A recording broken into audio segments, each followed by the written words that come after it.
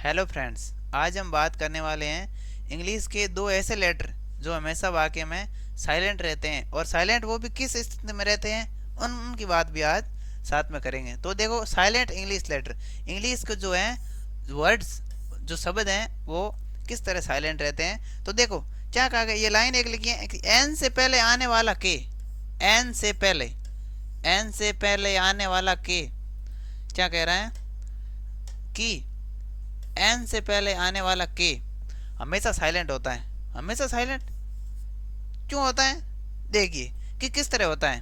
तो देखो, ये लिखा है नाइट, क्या लिखा है के साइलेंट हो गया, नाइट लिखा है तो के साइलेंट हो गया। उसके बाद देखो नो, एक नो इस तरह भी लिखते हैं, वो भी नो नो माना जाएगा। और ये के एन ओ डब्ल्यू, नो, ये के साइलेंट हो गया, के नहीं लिखा जाएगा। कै का उच्चारण यहाँ हुआ नहीं, कै का उच्चारण यहाँ भी नहीं हुआ, क्योंकि यहाँ पर नाइब लिखा है। क्यों क्यों आया है, क्योंकि इसमें कहा गया है कि एन से पहले आने वाला के हमेशा साइलेंट होता है। ठीक है, और कुछ एग्जाम्पल यहाँ भी दिए गए हैं कि के एन डबल ई, इसको यदि उच्चारण शुद्ध तरीके से किया जाए तो ये इस तरह होता है, कहीं लिखा जाता है। लेकिन नहीं, नियम क्या कहता है, एन से पहले यदि के आया है, एन से पहले यदि के आया है तो के क्या हो जाएगा, साइलेंट हो जाएगा, के एकदम से साइलेंट हो जाएगा। ठीक हो गया। उसके बाद ये नियम का अनुसरण कर रहा है, नेल हो गया, ये के एन ओ टी नोट हो गया, और ये निकर्स हो गया, और ये नोक, और नवर्स, और ये नाउन, और ये न्यू। ठीक है, हो गया क्लियर। बढ़ते हैं आगे। देखो, मम्मी डैडी की फिक्र, इसमें हम मम्मी का ये ट्रिक है एक प्रकार की।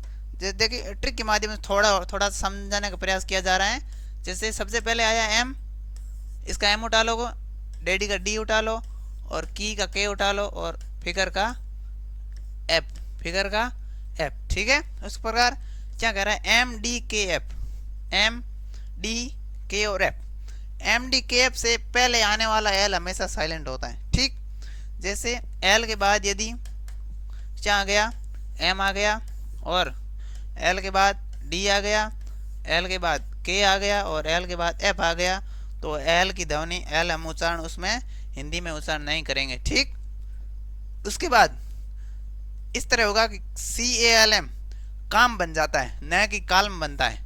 क्या बन जाता है, काम। और सी ओ यू एल डी, कुड बन जाता है, न कि कुल्ड।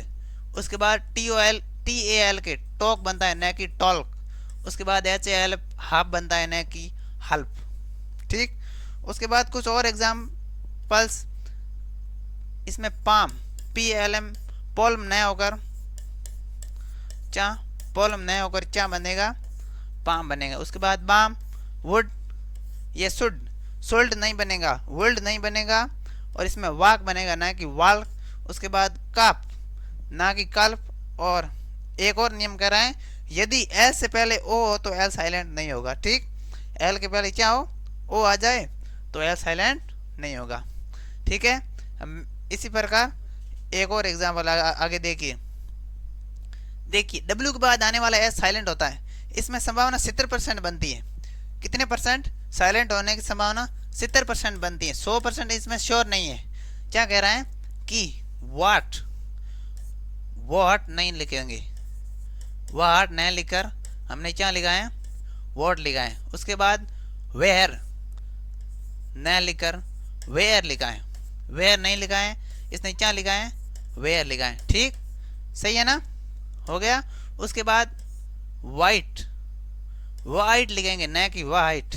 तो इसमें मैंने कहा ना, ये कहा कहीं कहीं पर देखो ज़्यादातर वाइट लिखा हुआ होता है इस तरह, क्योंकि ये 70% संभावना ये बन रही है कि डब्ल्यू के बाद यदि एच आता है तो एच क्या होता है, साइलेंट होता है। ठीक है, उसके बाद कुछ एग्जाम्पल नीचे दिए गए हैं कि which, wall, wheel, while, wipe, viral, wet, whisper, whistle, और विजी।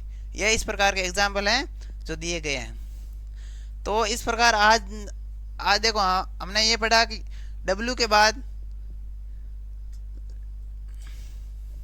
क्या है कि एम के बाद, सॉरी, एम से पहले यदि एल आता तो एल साइलेंट होता है, डी के पहले एल आता है तो एल साइलेंट, के पहले एल आता है तो एल साइलेंट, एफ से पहले एल आता है तो एल साइलेंट होता है। ठीक,